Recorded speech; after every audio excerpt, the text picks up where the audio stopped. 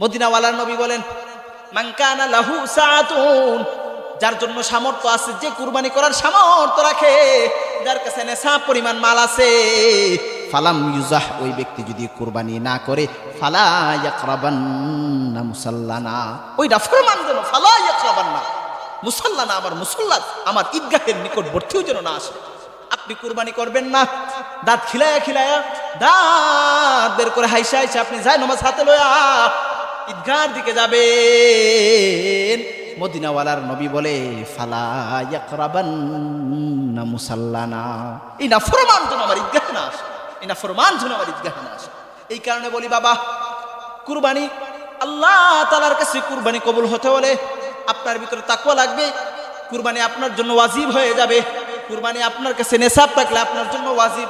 কুরবানি আপনি না করলে আপনি মহান মালিকের দরবারে ধরা খেয়ে যাবে। ফাসাল্লি লিরাব্বিকা ওয়ানহার, হে বন্ধু আমার, আপনি আপনার রবের জন্য নামাজ আদায় করুন। ওয়ানহার, এবং আপনি কুরবানি করুন। ওয়ানহার এই শব্দের অর্থ হলো কুরবানি করা। এখানে নহর থেকে আল্লাহ তাআলা কুরবানির উদ্দেশ্য নিলেন।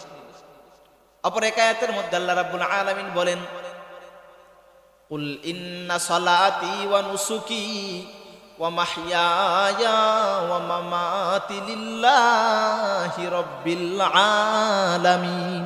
আল্লাহ বলেন, বন্ধু আপনি বলেন, আমার নামাজ, আমার কুরবানি, আমার হায়াত, আমার মৌত, যা কিছু আছে সব কিছু আল্লাহ তাআলার জন্য।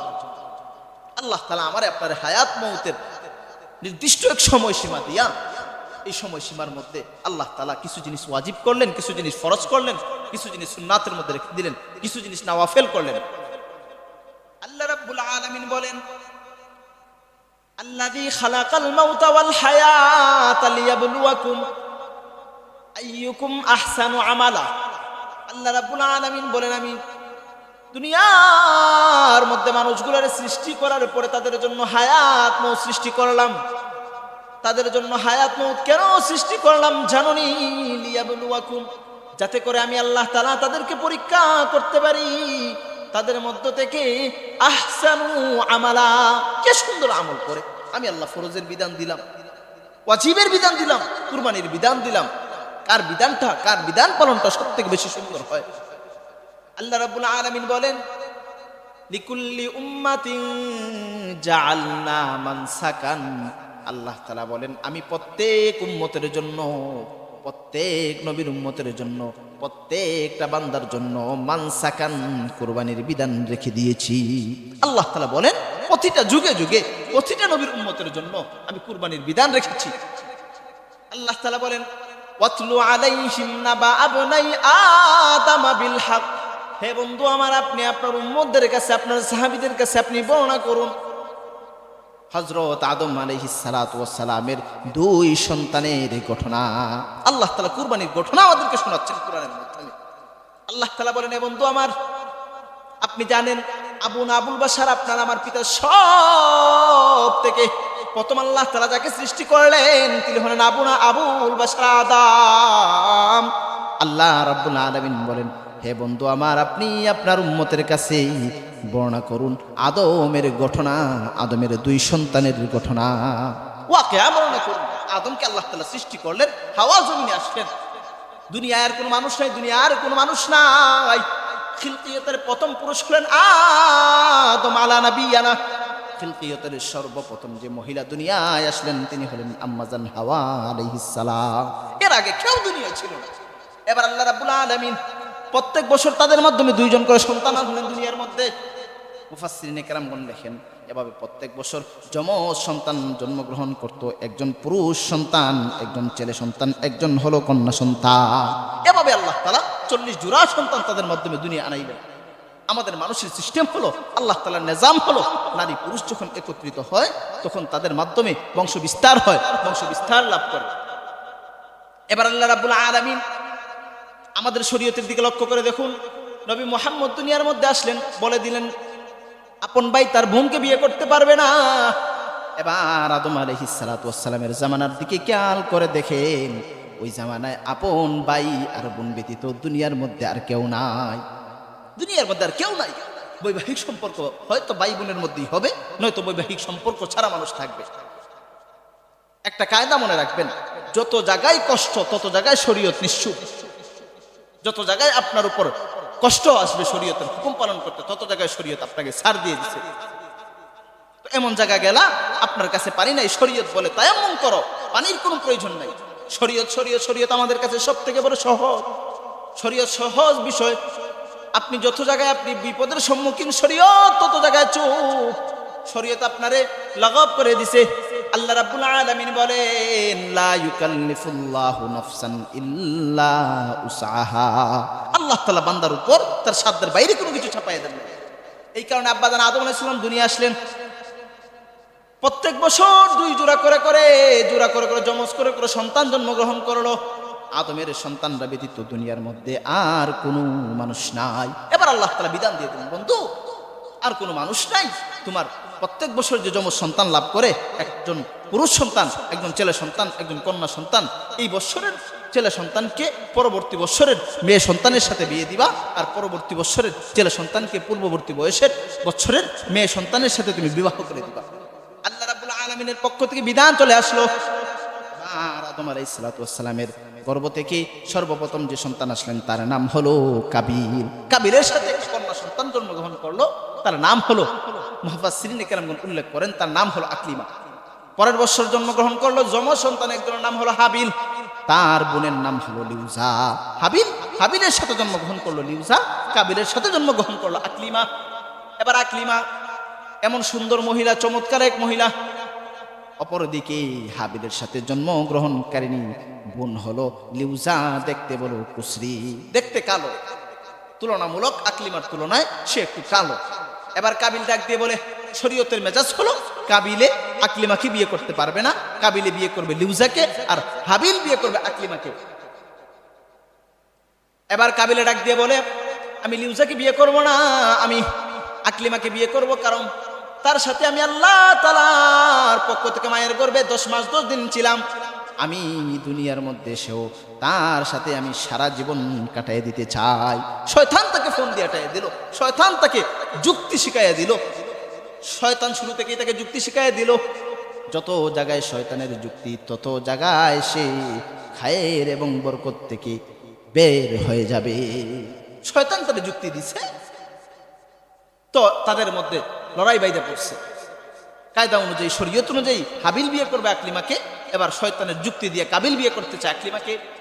এবার দুই ভাই মিলা আবুল বাশার আদম আলাইহিস সালাতু ওয়াস সালামের কাছে চলে গেলেন, গিয়ে বলেন, আব্বা জান, এমন ঘটনা, কাবিল বলে আকলিমাকে বিয়ে করবে, অথচ আপনার শরীয়তে মহান রব্বে কাবার নির্দেশ অনুযায়ী আমি হাবিল আকলিমাকে বিয়ে করতে পারি। আব্বা, কাবিল বিয়ে করতে চায়, এবার আমাদের মধ্যে আপনি মীমাংসা করে দিন। এবার আব্বা জান আদমের কাছে ওহী আসে, হে আদম, আপনি তাদেরকে বলে দিন তারা উভয়ে মিলা যেন কুরবানি করে। এই কুরবানির বিধান আল্লাহ তাআলা পূর্ববর্তী নবীদের ধর্মের মধ্যে দিচ্ছেন। আব্বা জান আদম আলাইহিস সালাতু ওয়াস সালামের কাছে কুরবানির বিধান পাঠাইছেন। এবার আল্লাহ রাব্বুল আলামিনের পক্ষ থেকে নির্দেশ আসে, ও আদম, তুমি তোমার 2 সন্তান হাবিল এবং কাবিলকে বলে দাও তারা যেন কুরবানি করে। আল্লাহ রাব্বুল আলামিন এই ওয়াকিয়া, এই ঘটনা কোরআনের মধ্যে বর্ণনা করতে গিয়ে বলেন, ওয়াতলু আলাইহিম নাবা আবনাই আদম বিল হক। হে বন্ধু আমার, হে নবী মুহাম্মদ, আপনি আপনার উম্মতদের কাছে যথাযথভাবে আদমের 2 সন্তানের ঘটনা বর্ণনা করুন। ইয কাররাবা কুরবানান ফাতুকুব্বিলা মিন আহাদিহিমা ওয়া লাম ইউতাকাব্বাল মিনাল আখার। আল্লাহ রাব্বুল আলামিন বলেন, উভয় সন্তান মিলা যখন কুরবানি করার জন্য উদ্যমী হলো, কুরবানি করার সিদ্ধান্ত নিল আল্লাহ তাআলা, তাদের উভয়ের মধ্য থেকে একজনের পক্ষ থেকে কুরবানি কবুল করলেন এবং অপরজনের পক্ষ থেকে কুরবানি কবুল করা হয় নাই। একজনের পক্ষ থেকে কুরবানি কবুল হয়ে গেছে। ওই সময়কার কুরবানি কবুল করার নির্দিষ্ট একটা পদ্ধতি ছিল। যারা কুরবানি করবে ওনারা ওদের কুরবানির বাহন যন্ত্র হোক কিংবা শস্যদানা হোক নির্দিষ্ট পাহাড়ের মধ্যে রেখে দিয়ে আসবে। ওই সময় পাহাড়ের মধ্যে আল্লাহ তাআলার পক্ষ থেকে আগুন এসে যার যন্ত্রটাকে উড়াইয়ে দিবে, আগুন এসে নিঃশেষ করে দিবে, তার কুরবানি কবুল হবে। আজকে যদি আমাদের সমাজে যদি এই বিধান যদি থাকতো, তাহলে দেখা যেত কয়জন তাকওয়া অর্জন কইরা কুরবানি দেয়, কয়জন লোক দেখানোর জন্য কুরবানি দেয়। আমার মন বলে সমাজের মধ্যে সৎ করা মানুষের মধ্যে একজনও মুত্তাকিওয়ালা কুরবানি পাওয়া যাবে না। দুনিয়ার অবস্থা এমন হয়ে গেছে, মানুষগুলা কুরবানি দেই লোকদেরকে দেখানোর জন্য, মানুষগুলা কুরবানি দেই অমুকে বলবে আমি 1 লাখ টাকা দিয়ে গরু কিনছি, 1 লাখ টাকা দিয়ে আমি মহিষ কিনছি, এই উদ্দেশ্যেই কুরবানি দেয়। আল্লাহ রাব্বুল আলামিন বলেন, হে বন্ধু আমার, ঈদ কাররাবা, স্মরণ করুন ওই সময়ের কথা যখন আদমের 2 সন্তান একত্রিত হলো আল্লাহ তাআলার কাছে কুরবানি নিয়ে। এমত অবস্থায় হাবিল যে কুরবানির পশুটা, যন্ত্রটা সে এনেছিল কুরবানি দেওয়ার জন্য, সে দুম্বা ছিল, সুন্দর একটা কালার ছিল, সাদা কালার ছিল, তার বড় বড় শিং ছিল, দেখতে বড় চমৎকার ছিল। হাবিলে গরু, মহিষ, বেড়া লালন পালন করত, তার লালন পালনের মধ্য থেকে সব থেকে চমৎকার বেড়াটাকে নিয়ে আসছে আল্লাহ তাআলার জন্য কুরবানি করার জন্য। এবার অপর দিকে হাবিলে তার মাত্র নাম মাত্র কয়েকটা শস্যদানা নিয়ে আসছে। আল্লাহ তাআলা বলেন, আমি যার জিনিসটা কবুল করি একমাত্র আমি জিনিসটা চাই হলো তাকওয়াওয়ালা, অর্থাৎ হাবিলের তাকওয়াওয়ালা জিনিসটা আমি আল্লাহ তাআলা কবুল করে নিলাম। হাবিলের পক্ষ থেকে আল্লাহ কুরবানি কবুল করলেন। এবার কুরবানি যার পক্ষ থেকে কবুল হয়েছে, আদম আলাইহিস সালাম বলে দিয়েছেন সেই আমার মেয়েকে আকলিমাকে বিয়ে করবে, অর্থাৎ হাবিলের জন্য বৈধ হয়ে গেছে, শরীয়ত পূর্ববর্তী বৈধ।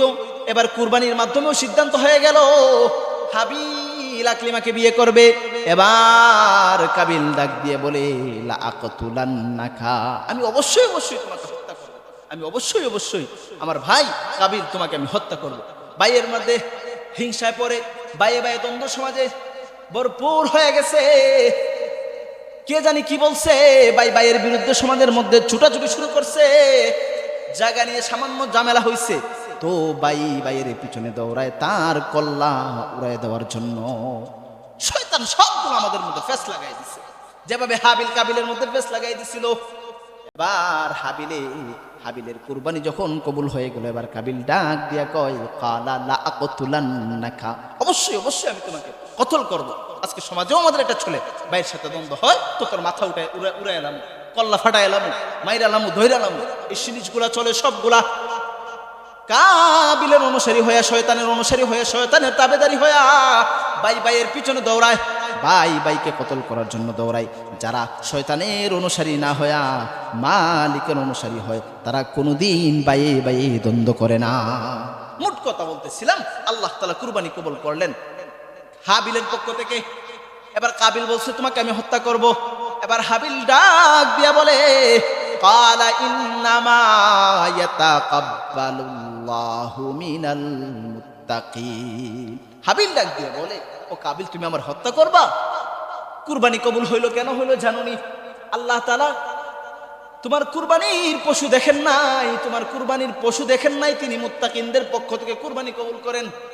এই কথা ডাক দিয়ে বলছেন আল্লাহ তাআলা এই কথাটাকে কোরআনের মধ্যে উঠাইয়া বলেন, ক্বালা ইন্নামা ইয়াতাকাব্বালুল্লাহু মিনাল মুত্তাকিন। আল্লাহ তাআলা মুত্তাকিনদের পক্ষ থেকে কবুল করেন কুরবানি। তো আজকে আপনি কত টাকা দিয়ে কুরবানি দিলেন, গরুটা কেমন আল্লাহ এটা দেখেন না। আল্লাহ তাআলা আপনার অন্তরের বিষয় চান, অন্তরের মধ্যে কি আছে।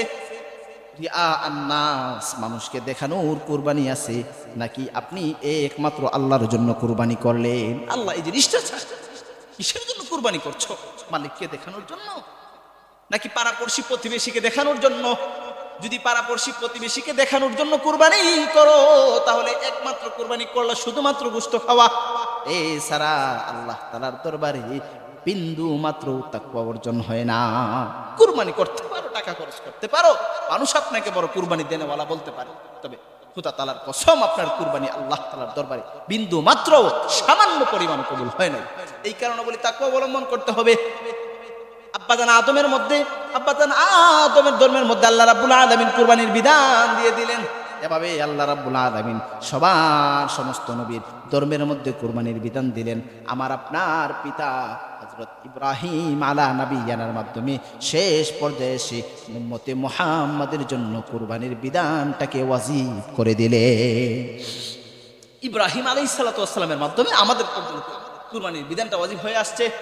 ইব্রাহিম তিনি কি আল্লাহ রাব্বুল আলামিন বলেন, মিল্লাতা আবিকুম ইব্রাহিম হুয়া সাম্মাকুমুল মুসলিমিন। ইব্রাহিম হলেন তোমাদের মিল্লতের পিতা, তোমাদের জাতির পিতা, তোমাদের নাম তিনি রেখেছেন মুসলমান। আজকে আমরা মানুষ হওয়ার বাহিরে আমাদের সব থেকে বড় যে পরিচয় মুসলমান, এই মুসলমান আমাদেরকে যিনি নাম দিয়েছেন তিনি হলেন মিল্লাতা আবিকুম ইব্রাহিম। আল্লাহ বলেন তোমাদের মিল্লতের, তোমাদের জাতির পিতা ইব্রাহিম, তিনি হলেন ইব্রাহিম, তিনি তোমাদের নাম রেখেছেন মুসলমান। আজকে আমরা যে নাম নিয়ে বড়াই করি সেই পিতা ইব্রাহিম আলাইহিস সালাম লেখছেন। ইব্রাহিম আমাদের জাতির পিতা। এর বাহিরে গিয়ে যে যাকে জাতির পিতা বানাবে, বঙ্গবন্ধু, তমুক বন্ধু, অমুক পিতা, যত পিতা, যাকেই মানুষ জাতির পিতা বানাবে, আজ না হয় কাল মানুষ টেনে টেনে তাকে আবার ময়লার গারদে ফেলে দিবে। এটা দুনিয়ার রীতি। আপনি জাতির পিতা, আল্লাহ তাআলার আয়াতের বিপরীতে গিয়া অন্য কাউকে, আপনি আপনার নিজের আব্বাকে আপনি জাতির পিতা বানাবেন। আল্লাহ তাআলার নিজাম বড় কঠোর। হয়তো আজকে কিছু হচ্ছে না, কিন্তু দিন পরিবর্তন হবে। এমন দিন আসবে যে মানুষের নামে আপনি বিভিন্ন ব্রিজের নাম দিলেন, বঙ্গবন্ধু সেতু, বঙ্গবন্ধু অমক, জাতির পিতা অমক, যে কোনো একটা প্রজেক্ট বের করলেনই তো বঙ্গবন্ধুর নাম দিয়ে দিলেন, জাতির পিতার নাম দিয়ে দিলেন। আল্লাহ তাআলার সিদ্ধান্ত বড় কঠোর। আল্লাহ তাআলা কোরআনে বলছেন মুসলমানদের জাতির পিতা একমাত্র ইব্রাহিম। এর বাহিরে গিয়ে যারাই যাদেরকে জাতির পিতা দাবি করছে, আল্লাহ তাআলা গত কয়েকদিন আগেই আমাদের সম্মুখে চোখের মধ্যে আঙ্গুল দিয়ে দেখাই দিয়েছেন, আল্লাহ তাআলার আয়াতের বিরুদ্ধে গিয়ে কোনো মানুষ কোনোদিন জাতির পিতা হতে পারে না। মুসলমানদের জাতির পিতা একজন, তিনি হলেন ইব্রাহিম। মোট কথা বলতেছিলাম, ইব্রাহিম আলাইহিস সালাতু ওয়াস সালামের মাধ্যমে আমাদের কাছে আল্লাহ রাব্বুল আলামিন কুরবানির বিধান দিয়ে দিলেন। মুফাসসিরিনে কেরামগণ লিখেন, ইব্রাহিমের বয়স যখন 100 বছর, ইমামুল মাগাজি আল্লামা ইবনে ইসহাক রাহিমাহুল্লাহ লেখেন তিনার বয়স 85 থেকে 100-র ভিতরে হবে। এমন সময় তিনি ডাক দিয়ে বলেন, রব্বি হাবিলি মিনাস সালিহিন, হে আল্লাহ আমাকে একটা সন্তান দান করেন যে সালেহিনদের অন্তর্ভুক্ত হবে, যে নেককার হবে, ভালো আমলকারী হবে, আমাকে একজন সন্তান দান করেন। আল্লাহ রাব্বুল আলামিন ডাক দিয়ে বলেন, ফাবাশশারনাহু বিগুলামিন হালিম। ও ইব্রাহিম, তুমি আমার খালিল, তুমি আমার বন্ধু, সন্তান চাইছো, দিলাম। ফাবাশশারনা, তুমি সুসংবাদ গ্রহণ করো। ও ইব্রাহিম, তুমি আমি মালিকের পক্ষ থেকে সুসংবাদ গ্রহণ করো বিগুলামিন, এমন এক সন্তানের, হালিম যে হবে সহনশীল, ধৈর্যশীল, এমন এক সন্তান তোমাকে দিব যে হবে সহনশীল, ধৈর্যশীল। অর্থাৎ আল্লাহ তাআলা ইব্রাহিমকে সন্তান দান করলেন, সেই সন্তানের নাম রাখলেন ইসমাঈল আলা নবিয়ানা। দেখতে বড় চমৎকার। যেই চাইছি ইসমাইলের প্রেমে পড়ে গেছে। ইসমাইল এত সুন্দর, এত চমৎকার। আল্লাহ রাব্বুল আলামিন বলেন, ইন্না মাআল উসরি ইউসরা, দুঃখের সাথেই কষ্ট আছে, কষ্টের সাথেই দুঃখ আছে। আল্লাহ রাব্বুল আলামিন তার বন্ধু খালিল ইব্রাহিমকে গুলামুন হালিম দিলেন, সহনশীল এক সন্তান দান করলেন, ধৈর্যশীল এক সন্তান দান করলেন, এক সন্তানের সুসংবাদ দিলেন। এবার আল্লাহ রাব্বুল আলামিন বলেন, বন্ধু আমার শোনো শোনো, এই সন্তানকে আপনি আপনার কাছে রাখতে পারবেন না, তাকে জনহীন, মানুষহীন, যে জায়গার মধ্যে কোনো বসতি নাই, জনবসতি নাই, এমন মরু প্রান্তর মক্কার মধ্যে তাকে স্থানান্তরিত করে দিন। বন্ধু রাখতে পারবে না। যে সন্তান তোমাকে দিলাম, যে সন্তানের সুসংবাদ দিলাম, এই সন্তানকে তোমার কাছ থেকে দূরে সরায়া দাও। আল্লাহ তাআলা তার বন্ধুকে পরীক্ষা করতে চায়। ইব্রাহিম আলাইহিস সালাতু ওয়াস সালাম তার সন্তানকে, বিবি হাজরা সহ তার সন্তানকে তিনি মরুপ্রান্তরে দিয়ে দিলেন। ঘটনা অনেক লম্বা, ওইদিকে যাচ্ছি না। ইব্রাহিম আলাইহিস সালাতু ওয়াস সালাম তার সন্তানকে ওই জায়গায় দিয়ে দিলেন, বিবি হাজরা আলাইহিস সালাতু ওয়াস সালামের সাথে দিয়ে দিলেন। এবার আল্লাহ রাব্বুল আলামিনের পক্ষ থেকে তিনি বারবার স্বপ্ন যুগে দেখেন। আল্লাহ রাব্বুল আলামিন তাকে নির্দেশ দিচ্ছেন, ও ইব্রাহিম, তোমার সব থেকে প্রিয়তম জিনিসটা কুরবানি করো। ইব্রাহিম আলাইহিস সালাতু ওয়াস সালাম বর্ণনার মধ্যে পাওয়া যায় 1000 পর্যন্ত, 100 পর্যন্ত তিনি উট কুরবানি করছেন। এরপর আল্লাহ তাআলা বারবার তার স্বপ্ন দেখান। এবার তিনি আর বুঝতে বাকি রইল না, দুনিয়ার মধ্যে, জমিনের মধ্যে আমার সব থেকে বড় প্রিয়তম জিনিস হলো আমার সন্তান ইসমাঈল। তিনি আর বুঝতে বাকি নাই, আমি কুরবানি করলাম, আল্লাহ কুরবানি। এরপরেও কুরবানির স্বপ্ন আমি দেখছি, এরপরেও আমি কুরবানির স্বপ্ন দেখতেছি। তার মানে আমার কুরবানি কবুল হয় নাই। দুনিয়ার মধ্যে কোনো জিনিস আমার কাছে প্রিয় না, সব থেকে প্রিয় হলো আমার কাছে আমার সন্তান ইসমাঈল। এবার তিনি ইসমাঈল আলাইহিস সালাতু ওয়াস সালামের কাছে গিয়ে বলেন, ফালাম্মা বালাগা মাহুস সায়ু ইয়া বুনাইয়া ইন্নী আরা ফিল মানাম। ইব্রাহিম গেছেন সন্তান ইসমাইলের কাছে গেছেন, গিয়া বলে, ও ইসমাইল, ইন্নী আরা ফিল মানামি, আমি স্বপ্নে যুগের মাধ্যমে দেখলাম, আন্নী আযবাহুকা ফানদুর মাযা তারা। ও ইসমাইল, আমি স্বপ্নের মাধ্যমে দেখি আমি তোমার কুরবানি করছি। আল্লাহ তাআলা নির্দেশ দিচ্ছেন, ফানজুর মাযা তারা, এই বিষয়ে তোমার মতামত কি? ইব্রাহিম ইসমাইলকে ডাক দিয়া বলে, বারবার স্বপ্ন দেখলাম, কুরবানি করলাম, উট কুরবানি করলাম, শতাধিক উট কুরবানি করলাম, আবার আমি স্বপ্ন যুগে দেখলাম আল্লাহ তাআলা নির্দেশ দিলেন সবথেকে প্রিয়তম জিনিস কুরবানি করব।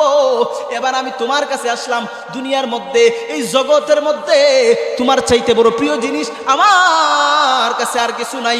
এবার তুমি বলো, ইন্নী আরা ফিল মানামি আন্নী আযবাহুকা ফানজুর মাযা তারা।